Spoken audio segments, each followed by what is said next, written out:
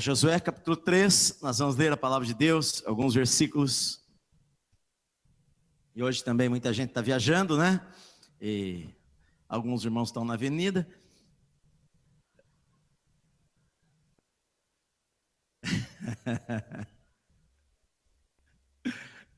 Vamos ler Josué capítulo 3, versículos 1 ao 6, diz assim: Levantou-se, pois, Josué de madrugada, e tendo ele e todos os filhos de Israel partido de Sitim, vieram até o Jordão e pousaram ali antes que passassem. Sucedeu ao fim de 3 dias que os oficiais passaram pelo meio do arraial, do acampamento, e ordenaram ao povo, dizendo: quando virdes a arca da aliança do Senhor vosso Deus, e que os levitas sacerdotes a levam, partireis vós também do vosso lugar e a seguireis. Contudo, haja a distância de cerca de 2.000 côvados entre vós e ela. Não vos chegueis a ela, para que conheçais o caminho pelo qual haveis de ir, visto que por tal caminho nunca passastes antes. Disse Josué ao povo: santificai-vos, porque amanhã o Senhor fará maravilhas no meio de vós. E também falou aos sacerdotes, dizendo: levantai a arca da aliança e passai adiante do povo. Levantaram, pois, a arca da aliança e foram andando adiante do povo. Versículo 15. E quando os que levavam a arca chegaram até ao Jordão, e os seus pés se molharam na borda das águas, porque o Jordão transbordava sobre todas as suas ribanceiras todos os dias da colheita. Pararam-se as águas que vinham de cima, levantaram-se num montão, muito longe da cidade de Adã, que fica ao lado de Sartã, e as que desciam ao mar da Arabá, que é o mar salgado, foram de todo cortadas. Então passou o povo defronte de Jericó. Porém os sacerdotes que levavam a arca da aliança do Senhor pararam firmes no meio do Jordão, e todo Israel passou a pé enxuto, atravessando o Jordão. Amém. Senhor, em nome de Jesus, peço que o Senhor fale conosco nesta noite. Nós lemos a Tua palavra, pedimos que o Senhor nos dê direção, que o Senhor coloque fé em nosso coração, enquanto ouvimos o ensino da Tua palavra, em nome de Jesus, amém. Digam amém. Deus quer falar com você, você acredita nisto?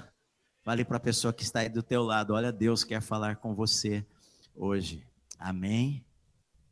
Amém.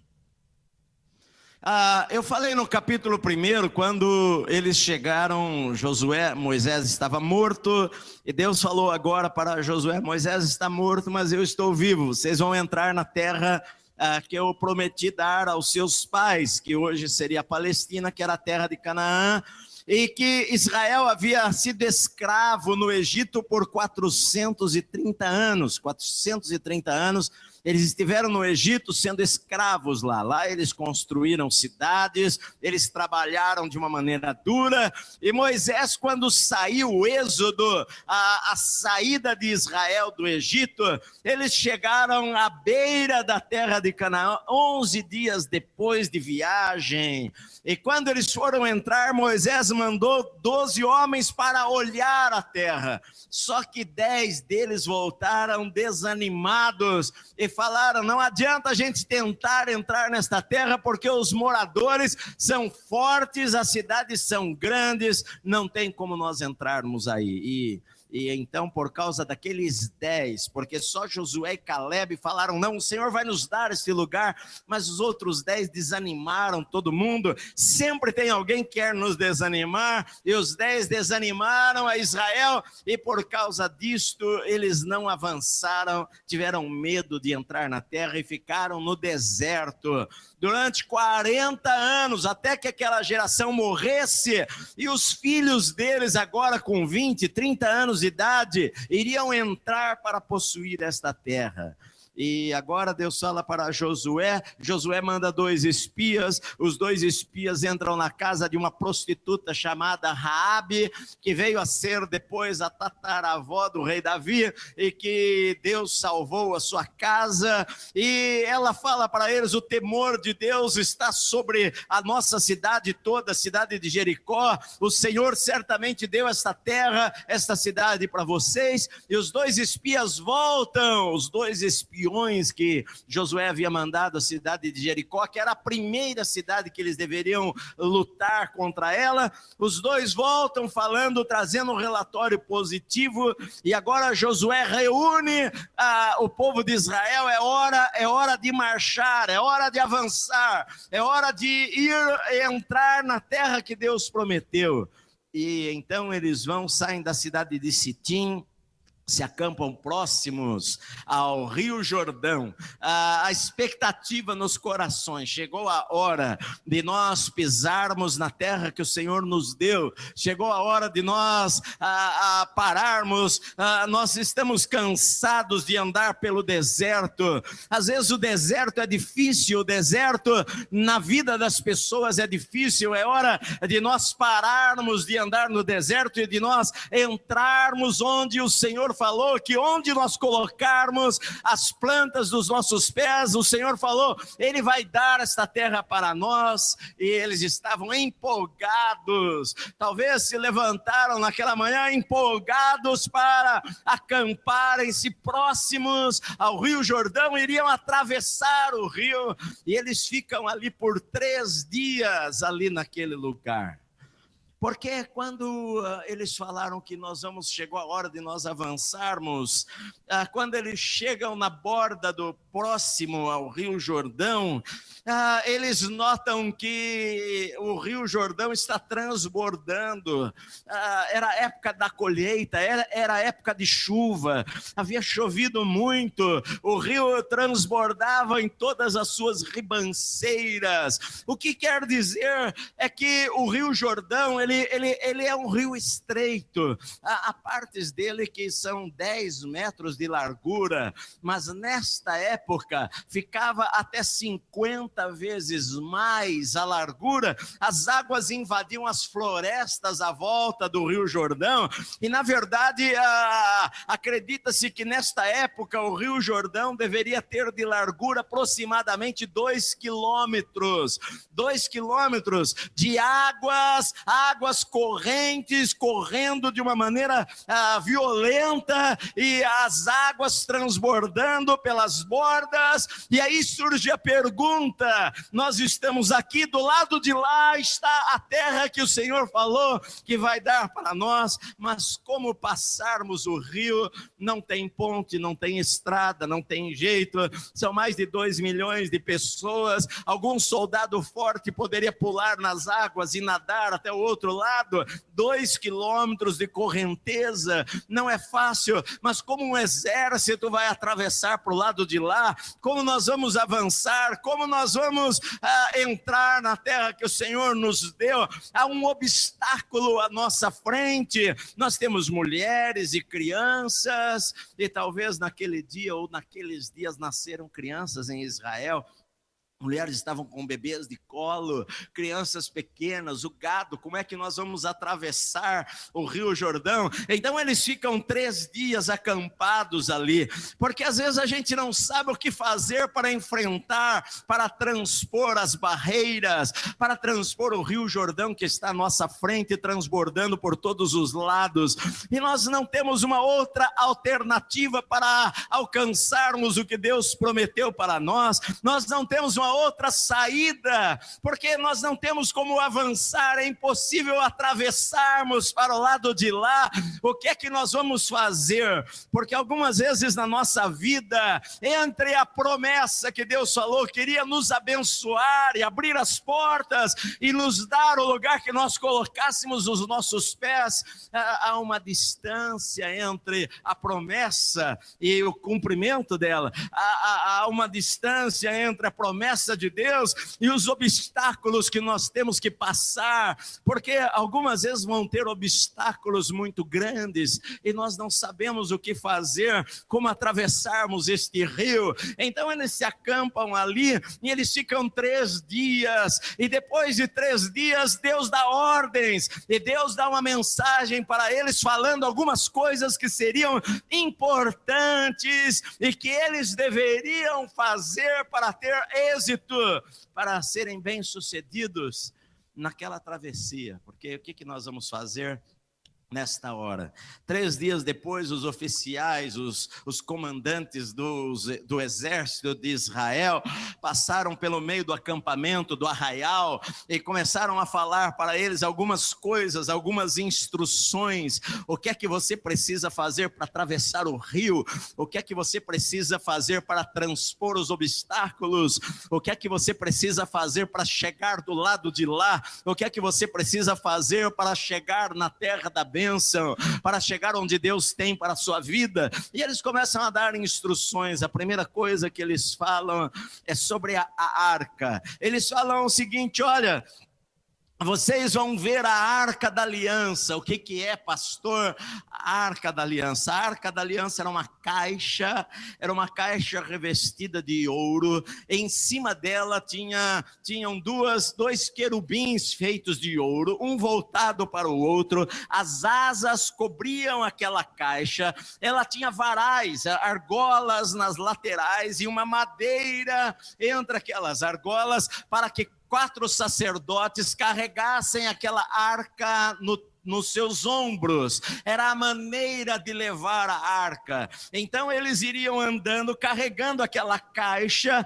Dentro da caixa estavam as 2 tábuas dos 10 mandamentos que Deus havia dado a Moisés. Estava um pote com maná que caiu do céu durante 40 anos para sustentar a Israel pelo deserto. Estava também ali um ramo de amendoeira de Arão que floresceu e que Deus havia separado Arão como sacerdote.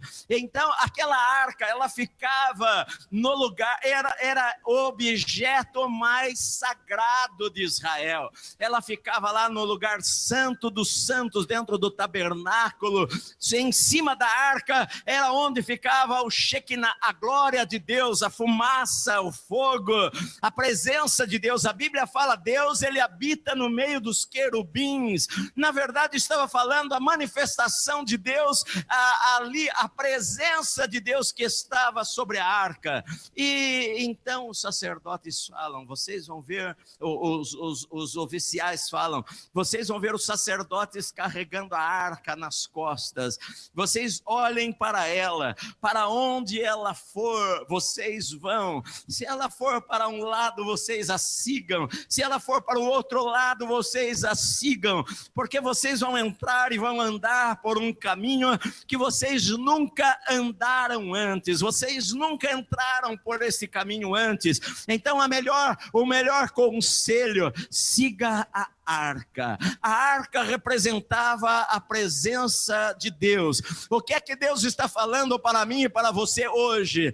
Mais de 3.500 anos depois, mais ou menos 3.500 anos depois, o que é que Deus está falando para nós? Se nós quisermos cruzar os rios que estão à nossa frente, se nós quisermos alcançar vitórias em nossa vida, a primeira coisa, nós precisamos seguir a arca, seguir a Deus, seguir a direção de Deus, colocar os nossos olhos no Senhor, colocar a nossa vida no Senhor, buscar a Deus, antes de seguirmos por qualquer caminho, antes de darmos passos em nossa vida, antes de irmos para a direita ou para a esquerda. Deus está falando para nós, a melhor coisa que você tem a fazer é orar nestas horas, é buscar ao Senhor. O que é que Deus quer que eu faça? Porque eu estou indo para um caminho que eu nunca vi antes, eu nunca andei antes. Eu preciso de sabedoria de Deus em minha vida.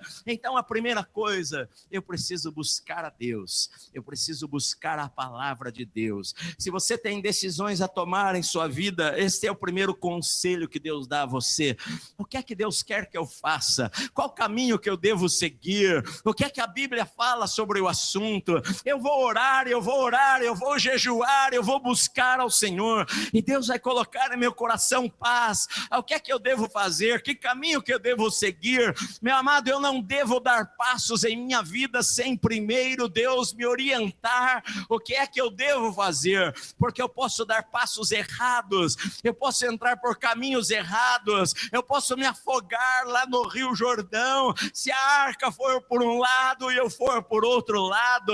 A melhor coisa para eu ter vitória na minha vida é eu seguir a arca, é eu seguir o que Deus quer que eu faça, porque senão eu posso ter problemas, eu posso tomar decisões que não são as decisões que Deus quer que eu tome. Às vezes não é não tão simples saber o que Deus quer para a minha vida. Se eu sou crente, se eu amo a Deus de verdade, se eu entreguei a minha vida a Jesus, eu posso trancar a porta do meu quarto, eu posso orar e dobrar os meus joelhos e falar para Deus: Senhor, eu não sei o que fazer, eu não sei que decisão tomar na minha vida nesse instante, mas o Senhor pode guiar a minha vida. Eu quero seguir ao Senhor, eu quero seguir os teus propósitos, os teus planos, a tua vontade, e Deus, de alguma maneira, Ele vai dirigir você, Ele vai falar ao teu coração, Ele vai colocar paz lá dentro do teu coração, Ele vai guiar a sua vida. Então a primeira coisa, siga a arca. Amém? Siga a Deus. O que é que Deus quer de mim? Às vezes a gente é precipitado, às vezes a gente quer escolher o caminho, às vezes a gente acha, bom, quer saber de uma coisa? Se nós temos que passar para o lado de lá, eu vou mergulhar nestas águas aí, eu vou nadar até o outro lado. E às vezes a gente faz as escolhas sem consultar, sem perguntar para Deus, sem orar como devemos, sem separar um tempo como nós devemos fazer, sem buscarmos ao Senhor. E sabe, meu amado, quando nós buscamos a Deus, a Bíblia diz que nós vamos encontrar a Deus. Quando nós oramos, Deus vai falar conosco. A Bíblia diz, Jesus, Ele falou: as minhas ovelhas, elas ouvem a minha voz. E você vai ouvir a voz do Espírito Santo falando para você: este é o caminho, andai por ele. Quando você buscar a Deus com todo o teu coração, Deus vai mostrar para você o que é que você deve fazer na sua vida. Essa é a primeira coisa. A segunda coisa que Deus falou aqui para eles foi: contudo haja distância, versículo 4, haja distância cerca de 1 quilômetro, 2.000 côvados é 1 quilômetro entre vós e a arca, não chegueis a ela, para que vocês conheçam o caminho pelo qual haveis de ir, visto que por tal caminho vocês nunca passaram. O que Deus estava dizendo? Olha, você deve manter uma distância da arca. Não está dizendo que nós devemos manter uma distância de Deus, mas está falando sobre honrar, está falando sobre respeito, está falando sobre reverência, está falando sobre temor a Deus, temor à sua palavra. O que é que eu não devo chegar perto? Israel não podia chegar perto da arca. Certa vez 2 homens que estavam lá levando a arca numa carruagem, quando o rei Davi quis trazer a arca para Israel, aqueles 2 homens olharam para ver a arca, olharam dentro lá da carruagem e os 2 morreram, porque não houve temor com relação à presença de Deus. O que Deus está dizendo é que nós não devemos levar a presença dele de uma maneira leviana, que nós devemos ter temor em nosso coração, respeito pela presença e pela glória de Deus em nossa vida, porque quando nós honramos a Deus, Deus honra a nossa vida também. Quando nós amamos a Deus e respeitamos a Deus, Deus também abençoa a nossa vida. Então, olha, tem uma distância, meu amado. De Deus não se zomba. Eu não gosto de brincadeiras com o nome de Deus. Israel recebeu uma ordem: não use o nome de Deus em vão. não use o nome de Deus para qualquer coisa. Eles até perderam o nome de Deus. Qual é o nome? Senhor no hebraico seria Jeová. Não é testemunha de Jeová, não, é Jeová.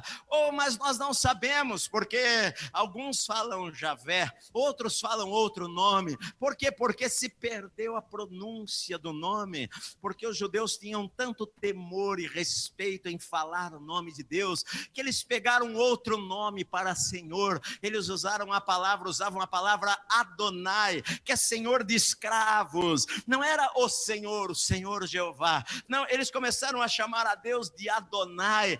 Tal era o respeito, tal era a honra, tal era o temor de usar o nome do Senhor de qualquer maneira, de usar o nome do Senhor em vão. E Deus está dizendo: olha, vocês mantenham distância entre a arca e vocês, 1 quilômetro de distância. Vocês tenham temor no coração. Você vai entrar em um lugar que você nunca foi antes. Você vai precisar de direção para a sua vida, e Deus vai dirigir a vida da pessoa que o teme e o ama de verdade.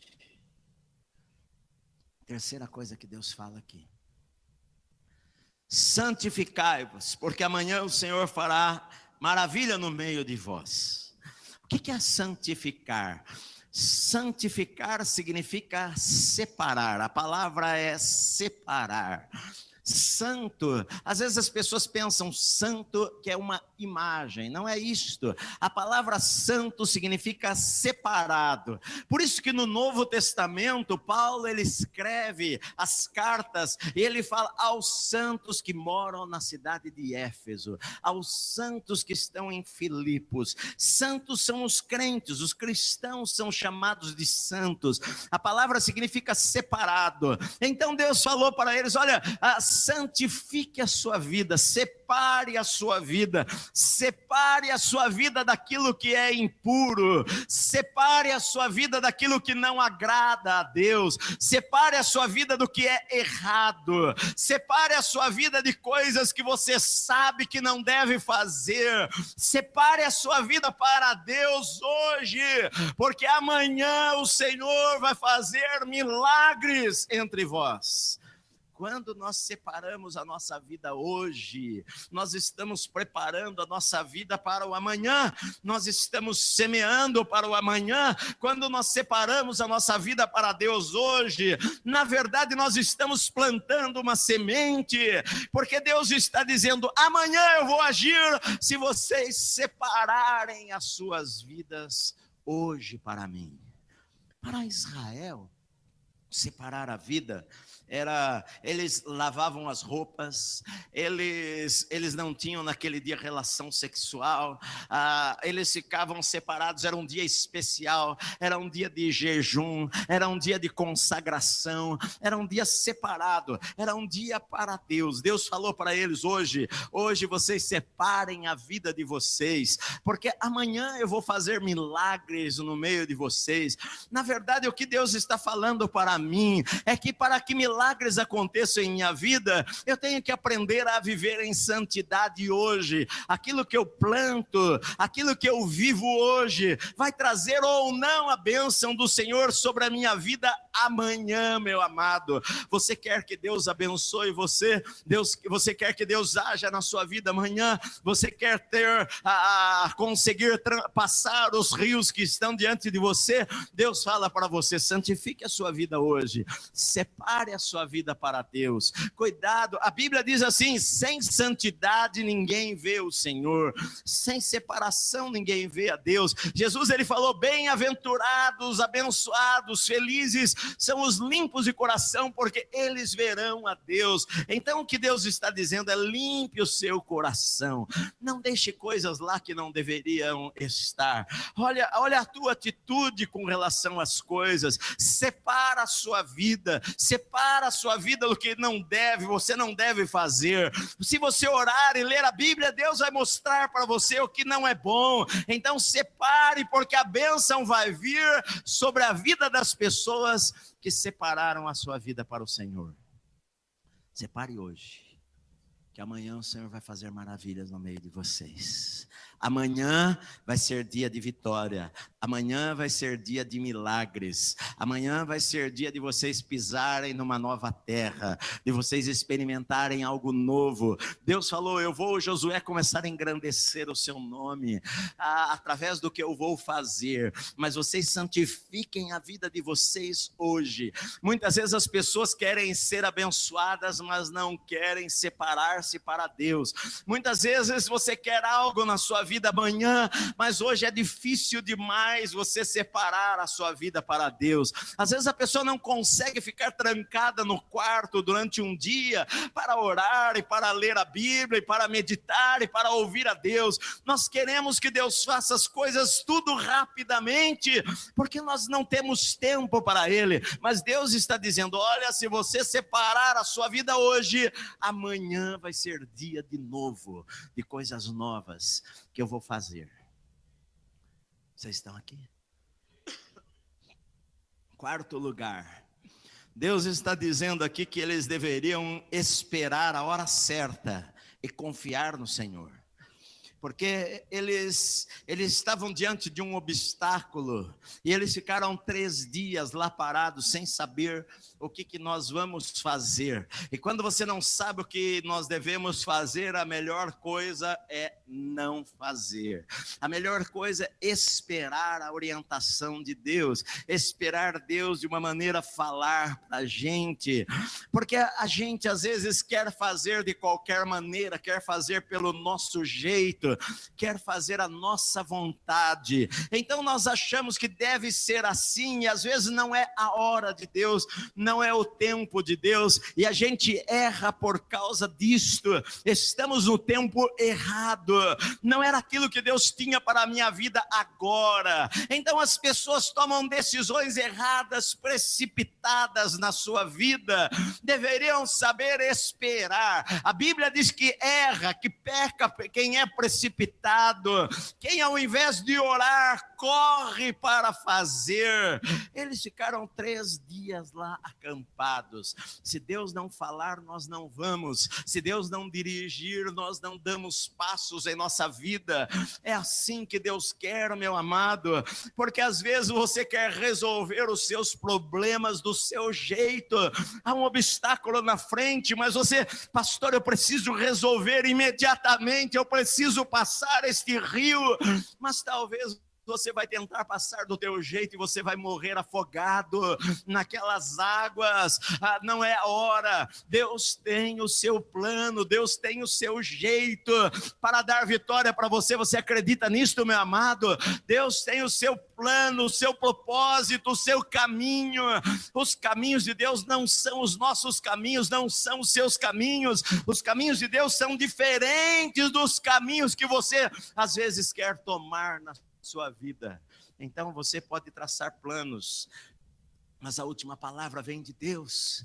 Às vezes não é a hora de dar aquele passo, não é a hora de você sair daquele emprego, não é a hora de você fazer aquela viagem, não é hora de você tomar aquela decisão, não é hora de você fazer aquilo que você está pensando, e você está empolgado, e você acha que agora é a hora, e você nem orou para saber, e você não perguntou para Deus, e você orou e Deus não respondeu, mas você precisa tomar uma decisão urgente. E Deus não tem urgência, meu amado. A Bíblia diz que um dia é como 1000 anos para o Senhor. Deus não tem pressa. Você tem pressa, mas Deus não tem pressa. Deus tem todo o tempo. Deus quer que a gente aprenda às vezes a esperar. Aquietai-vos e saber que eu sou Deus. Fique quieto, acalma o teu coração. Mas pastor, amanhã, segunda-feira, eu preciso tomar uma decisão, é muito importante em minha vida, mas você não sabe o que fazer. Espera, meu amado, confia no Senhor, espera. Deus vai falar para você na hora H. Deus é especialista em agir na última hora do calendário e do horário humano. Às vezes o nosso horário não bate com o horário de Deus, nós queremos para agora, mas talvez Deus queira que você espere 3 dias, Ele quer que você espere para Ele vai fazer fazer o milagre, e Ele não precisa de você, meu amado, você precisa dEle. É você que precisa olhar para Ele, seguir a arca e confiar no Senhor e honrar ao Senhor. A tua parte é santificar a tua vida hoje e esperar que Deus vai fazer um milagre na tua vida amanhã, meu amado. É consagrar a tua vida hoje ao Senhor. É isso que Deus quer. Então é melhor eu esperar. Porque às vezes Saul, o rei Saul, segundo o rei de Israel, não soube esperar. Ele ia para a guerra, e Samuel, o profeta, falou para ele: olha, você espere aqui, que eu vou chegar para oferecer o sacrifício a Deus, o holocausto. Vocês não saem para a guerra antes disto. E a Bíblia diz que Israel estava acampado num lugar, os filisteus estavam acampados lá na outra montanha. E Saul estava lá esperando, e Samuel não chegava, e passou um dia, 2 dias do dia combinado, e Samuel não chegava, e quando foi no 7º dia, Saul, vendo que Samuel não chegava para oferecer o holocausto, o louvor para Deus, ele resolveu ele próprio fazer as coisas. Ele falou: bom, eu vou fazer do meu jeito. E ele foi lá e ofereceu o holocausto, mas quando ele estava fazendo aquilo, Samuel chegou naquela hora e perguntou para ele: o que você está fazendo? Porque isso não era para você fazer. E ele falou: bom, é que eu vi que você não chegava, eu vi que o povo estava se dispersando, os filisteus estavam prontos para a guerra, e eu quis então obter o favor, a bênção de Deus.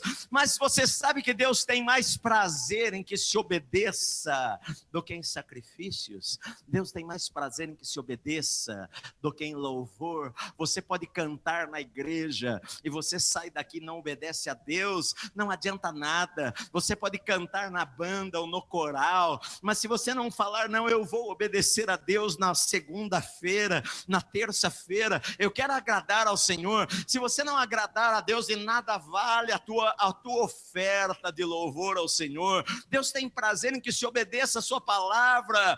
E Samuel falou, o profeta falou para o rei: olha, Saul, hoje o Senhor confirmaria você, confirmaria o seu trono, mas hoje o Senhor diz que Ele rejeitou a você e já escolheu uma outra pessoa que vai obedecer toda a sua vontade.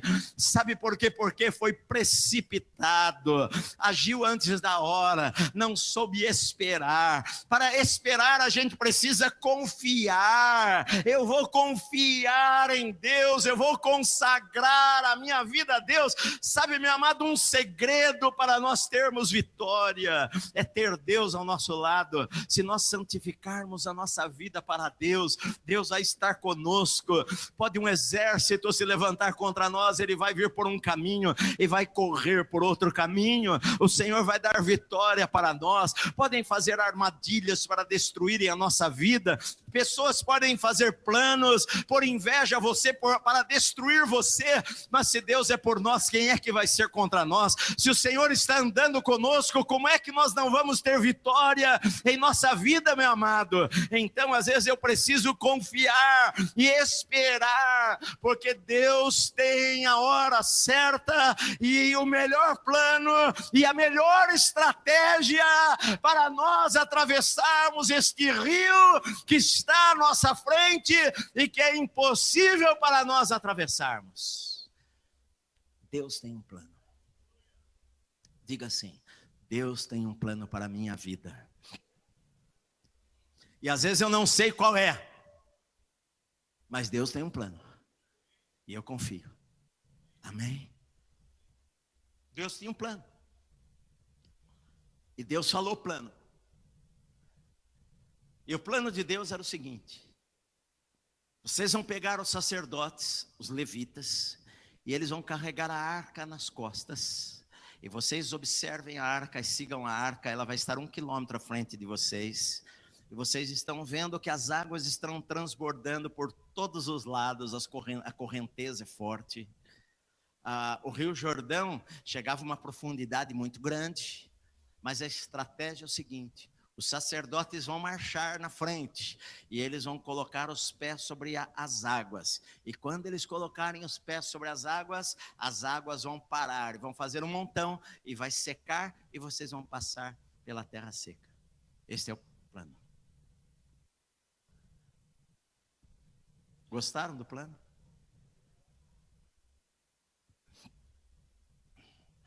Os planos de Deus são meio estranhos. Será que não tem um plano B aí?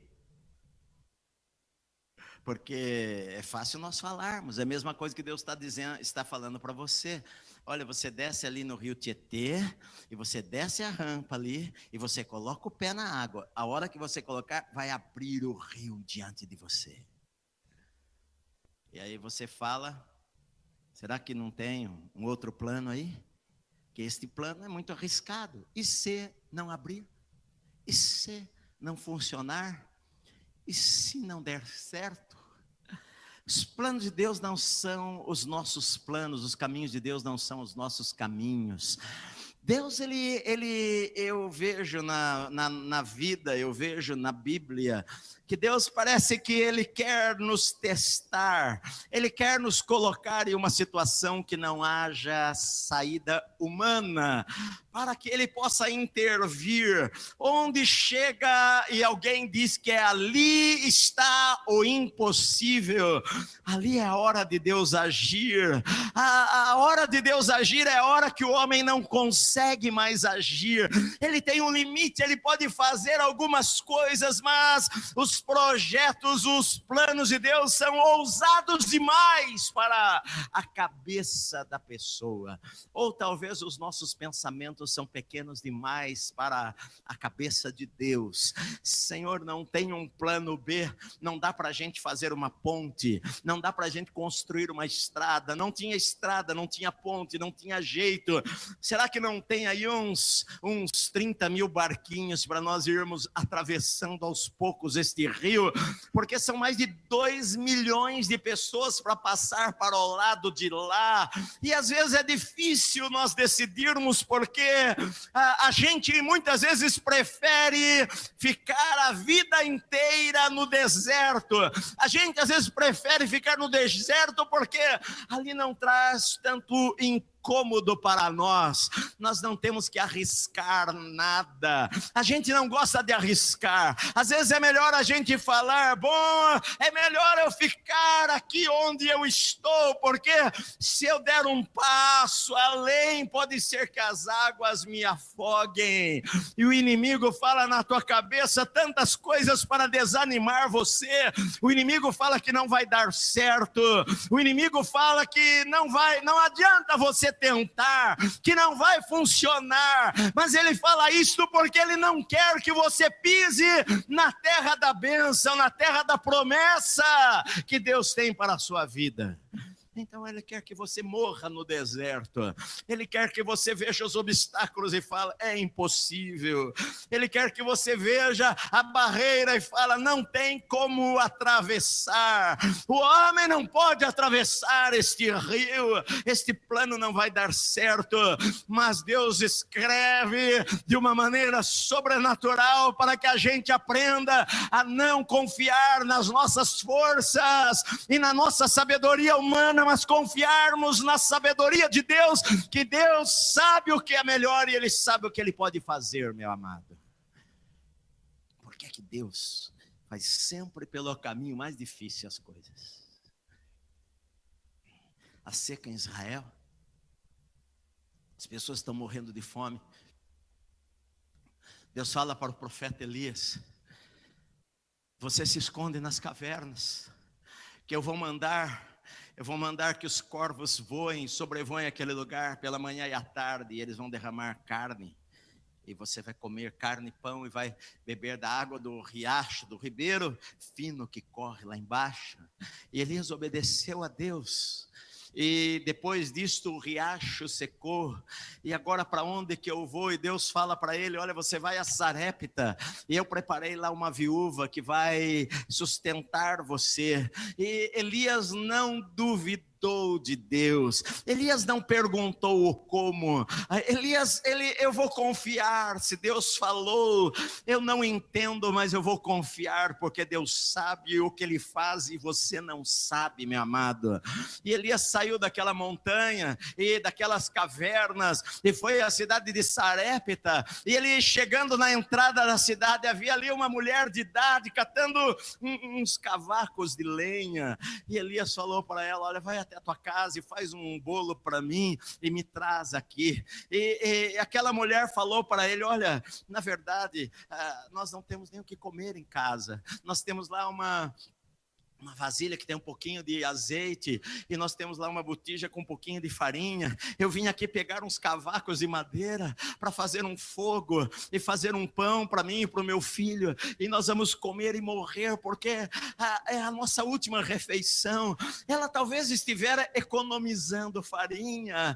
Aos pouquinhos vamos comer um pedacinho de pão por dia, tentar nos sustentar. Aí o profeta Elias ouviu aquilo e falou para ela: sim, faz o que você falou, mas antes disso vai lá e faz um bolo e me traz, porque assim diz o Senhor: não vai faltar a farinha na panela e não vai faltar o azeite lá na botija. Deus vai multiplicar. Meu amado, por que que Deus levou Elias a uma viúva pobre, sem ter nada? Porque Deus queria salvar a vida dela, e Deus queria mostrar a Elias que Ele é o Deus de milagres, e que a gente precisa colocar os nossos olhos no Senhor e não nas circunstâncias contrárias.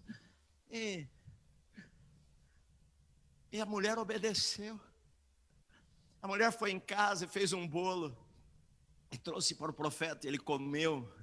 Ela voltou para casa. Bom, acabou a farinha, acabou o azeite, mas quando ela chegou lá, ela abriu a botija, tinha lá azeite, tinha farinha. Ela fez bolo para ela e para o filho dela. E no dia seguinte ela acordou pela manhã, ela foi lá olhar e havia farinha e havia azeite. Lá ela fez outro bolo e outro pão para eles comerem naquele dia. E no outro dia ela acordou de manhã e ela foi lá olhar e tinha lá farinha e tinha azeite, porque Deus é um Deus de multiplicação nas nossas vidas, quando nós confiamos no Senhor com todo o nosso coração, meu amado. Por que que Deus não levou Elias para a pessoa mais rica da cidade? Porque Deus não levou Elias para uma mulher rica que falasse para ele: quanto é que você está precisando? Eu vou fazer o cheque aqui. Por que que Deus não faz assim? Para que a gente dependa dele, meu amado. Para que a gente espere nele, para que os nossos olhos não estejam nos homens, para que a nossa fé não esteja no homem. Se você está esperando que o homem te ajude, algumas vezes o homem vai deixar você na mão. Confia no Senhor, santifica a tua vida, siga a arca, honre a Deus, confia nele, porque o Senhor não desampara a nossa vida jamais, meu amado. O homem pode nos abandonar, mas Deus não nos abandona jamais. Ele coloca-nos em situações difíceis, para que a glória seja dele e não do homem. O que nós vamos fazer? Sabe, queridos, para nós vermos milagres em nossa vida, primeiro nós fazemos a nossa parte, de nós nos consagrarmos a Deus, de nós honrarmos a Deus, de nós seguirmos a voz do Espírito Santo, e nós seguimos ao Senhor, mas há algo que só Deus pode fazer. A parte nossa, nós fazemos a nossa parte, a parte humana nós fazemos, a parte sobrenatural nós não podemos fazer. O que aqueles sacerdotes poderiam fazer era confiar, sem enxergar algo humano, confiar no que Deus falou, confiar que se o Senhor falou, Ele vai cumprir a sua palavra. Ele falou para nós caminharmos e pisarmos na água, e quando nós colocássemos os nossos pés, as águas iriam parar. Isto é impossível para o homem, mas não é impossível para Deus. Eu vou fazer o que Deus me mandou fazer.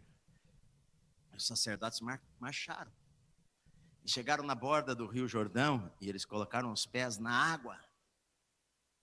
E a Bíblia diz aqui que as águas pararam mais ou menos 30 quilômetros de onde eles estavam.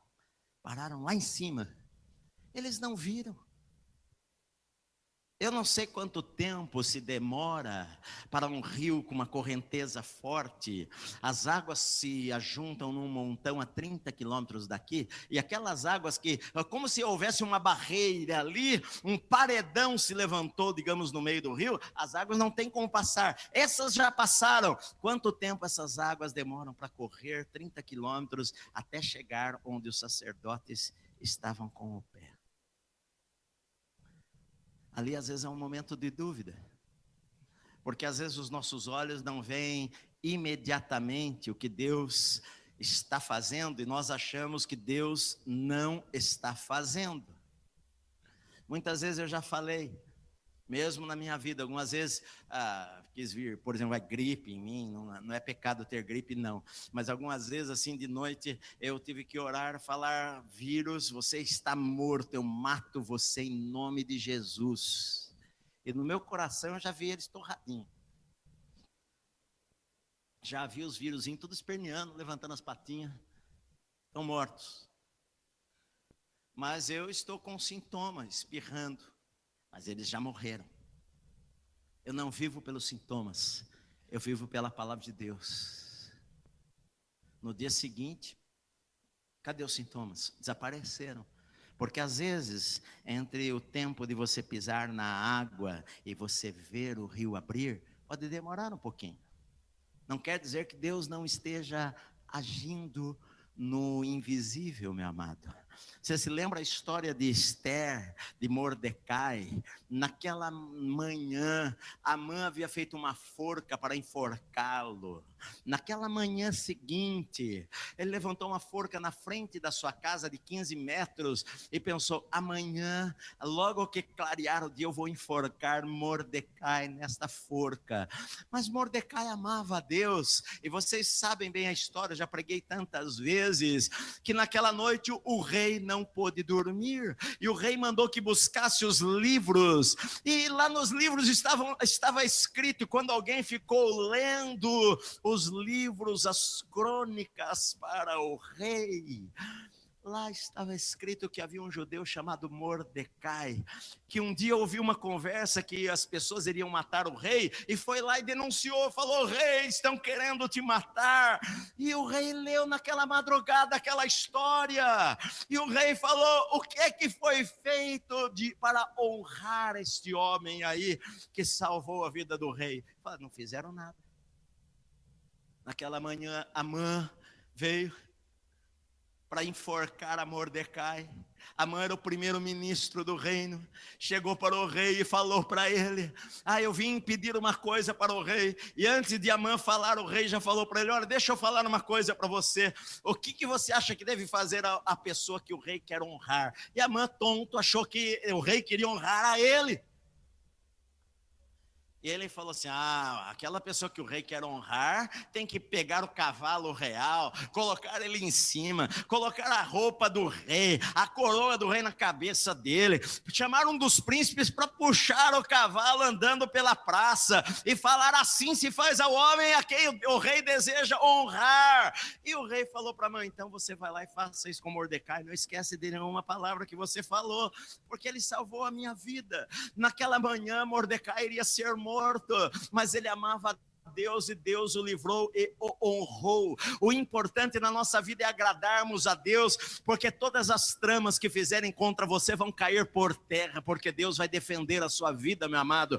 Deus conhece todas as coisas, por isso Deus falou: santifica a tua vida hoje, porque amanhã vai ser dia de milagres, amanhã vai ser dia de cura, amanhã vai ser dia de rios se secar, amanhã vai ser dia de coisas extraordinárias acontecer em sua vida, se você santificar a tua vida hoje, meu amado. Então é isto. Eu ponho o meu pé sobre as águas, porque não há milagre se eu não sair do barco. Se você quiser andar sobre as águas, você precisa sair do seu barco, precisa algumas vezes sair da sua zona de conforto, precisa crer que Deus vai suprir as necessidades, precisa crer que Deus vai fazer milagres na sua vida, precisa crer que Deus vai abrir portas. Não adianta também você ficar trancado no teu quarto orando, porque a hora de orar e a hora de ouvir a voz de Deus e marchar. Passaram-se os 3 dias, é hora de pisar na água, é hora de fazer alguma coisa, é hora de eu sair, bater nas portas para vender o meu produto, porque Deus vai fazer milagres. Se eu ficar com os braços cruzados, ó céus, nada vai dar certo, o rio está lá na frente, não tem como passar. Você faz a sua parte, mas agora é a hora de você sair e crer. Deus vai abençoar o meu negócio, Deus vai abençoar a minha empresa é de Deus, a minha vida é de Deus, amanhã milagres vão acontecer. É isso, meu amado, é hora de você sair e pisar sobre as águas, é hora de você sair do barco. Pedro foi o único que saiu do barco, os outros não saíram do barco, os outros ficaram com medo. Quando Jesus apareceu andando sobre as águas naquela noite, uma tempestade, escuro, eles gritaram, é um fantasma, e Jesus gritou lá do meio do mar da Galileia, não tenham medo, sou eu. E Pedro falou, se é o Senhor, manda eu descer, andar até aí. Pedro pelo menos foi ousado, e o Senhor falou para ele, desce, vem. E Pedro desceu e começou a andar sobre as águas. Ele foi o único homem, além de Jesus, que andou sobre as águas. Você pode falar, mas Pedro afundou, mas ele andou, você nunca andou. Ele deu passos, ele foi andando. O único problema foi que de repente o vento começou a bater no seu rosto, e ele começou a sentir a força do vento, e olhar para o vento, e tirou os olhos do Senhor, e aí ele começou a afundar, e gritou, Senhor, socorro, e o Senhor estendeu a mão, e pegou na mão de Pedro, e o levantou, e eles voltaram andando sobre as águas, até o barco. Sabe, o problema é que nós tiramos os nossos olhos de Deus, o problema é que nós colocamos os nossos olhos nos problemas, e nos esquecemos do Deus de milagres. Para possuir a terra da promessa, você tem que crer no Deus de milagres, porque eles iriam passar e pisar do outro lado, mas havia a cidade de Jericó murada logo à frente, e eles iriam precisar da direção de Deus, para ver aquelas muralhas caírem.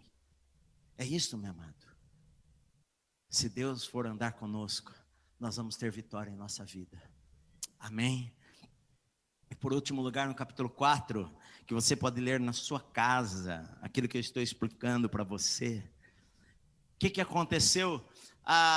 Passaram alguns minutos, e a água foi minguando, passou a correnteza, foi embora. Olhou para um lado, tudo seco. Olhou para o lado, tudo seco.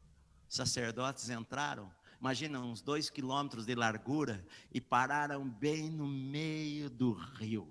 E quando eles pararam, os 4 sacerdotes pararam ali, 1 quilômetro de distância da margem, é hora de nós atravessarmos. E eles começaram, as crianças, o gado, eu não sei quantos quilômetros ficaram para eles passarem, era muita gente, atravessaram para o lado de lá, e quando chegaram no lado de lá, as águas voltaram. Quando os sacerdotes saíram do rio, as águas voltaram a correr, a enchente. Olha, só que Deus falou para eles, e Josué falou para 12 homens, vocês vão lá, onde os sacerdotes estão, e cada um pegue uma pedra, coloque no seu ombro, e saia com ela do rio. E falou assim, vocês aí façam um montão de pedras no meio do rio, isto vai ser uma lembrança daquilo que Deus fez no meio do rio. As águas vão cobrir agora essas pedras, mas quando o rio baixar, bem no meio do rio vai ficar um monte de pedras aparecendo. E quando Josué saíram do outro lado do rio, e Josué chegou perto da cidade de Gilgal, ele pegou aquelas 12 pedras grandes que aqueles homens tiraram do meio lá do rio Jordão, e ele levantou as 12 numa coluna de pedras, e ele falou o seguinte: um dia os seus filhos vão passar por esse lugar e vão perguntar, o que significa esta coluna de pedras? E vocês vão falar para eles, estas pedras, elas foram tiradas lá do meio do rio Jordão, para mostrar que o Senhor abriu o rio diante de vocês, abriu o rio diante de Israel, Israel passou em seco para o outro lado. Sabe, isto vai ser um memorial, diga memorial, porque vocês vão se lembrar dos benefícios que o Senhor fez na vida de vocês. Deus estava dizendo para Israel, não esqueça o que o Senhor já fez no seu passado. Isto é o passo para você receber de Deus no futuro, meu amado. lembre-se do que Deus fez. Conta as bênçãos. Fale para os filhos. Fale para os netos. Fale da tua salvação. Fale dos milagres que aconteceram. Fale de como Deus supriu as necessidades. Isto é um memorial. Vai ficar na cabeça deles que o Deus que você serve é um Deus grande, tremendo, que supre necessidades e que faz milagres na terra. Vai ficar na cabeça dos seus filhos e dos seus netos, quando você falar em sua casa das maravilhas de Deus. Salmo 78, Deus falou o seguinte, que você conte as vindouras gerações, os louvores do Senhor e as maravilhas que Ele fez. Não deixe de falar, meu amado. E este é o segredo para a nossa vitória. Nós precisamos seguir a arca, nós precisamos honrar ao Senhor, nós precisamos separar a nossa vida, nós precisamos esperar a hora certa, nós precisamos confiar no Senhor e crer que Deus é um Deus de milagres. Nós precisamos colocar os nossos pés sobre as águas, e nós precisamos levantar um memorial do milagre que Deus fez em nossa vida. E nós vamos atravessar para o outro lado e entrarmos na terra que o Senhor prometeu, que mana leite e mel. Isso não quer dizer que a nossa vida vai parar de haver lutas, porque ao lado de lá tem muitas lutas. Muitas vezes, quando eu era criança, as pessoas pensavam que depois do Jordão, a terra de Canaã era o céu. A terra de Canaã não é o céu, né? Caminhando eu vou para Canaã. Canaã é a terra da luta, é a terra da guerra, não é o céu. O céu é depois. Canaã era o lugar onde eles iriam invadir as cidades. É o lugar que nós estamos aqui, na terra. Depois da nossa salvação, aquilo que nós vamos conquistando é a terra de Canaã, é onde nós lutamos e vencemos quando nós andamos com o Senhor. Amém? Eu não sei da tua vida, eu não sei se você tem decisões a tomar, eu não sei de lutas que você possa estar passando, eu não sei o que está acontecendo, mas Deus sabe, e você ouviu a palavra de Deus que traz fé ao seu coração, e eu sei que Deus quer fazer milagres na sua vida e na minha vida, se nós olharmos para Ele. Amém? Senhor, nós ouvimos a tua palavra nesta noite, nós a recebemos em nosso coração, nós cremos, e nós sabemos que o Senhor é um Deus de milagres, maravilhas, que o Senhor faz o impossível acontecer, o Senhor quebra os corações, o Senhor move os corações, o Senhor supre as necessidades emocionais, físicas, financeiras, o Senhor atende a nossa oração, o Senhor responde, o Senhor age, os seus planos são diferentes dos nossos, os seus planos são perfeitos, e os nossos às vezes não são, Senhor, e nós confiamos em Ti, porque o Senhor sempre tem o melhor para as nossas vidas. E nós entregamos nas Tuas mãos e descansamos. Em nome de Jesus. Amém.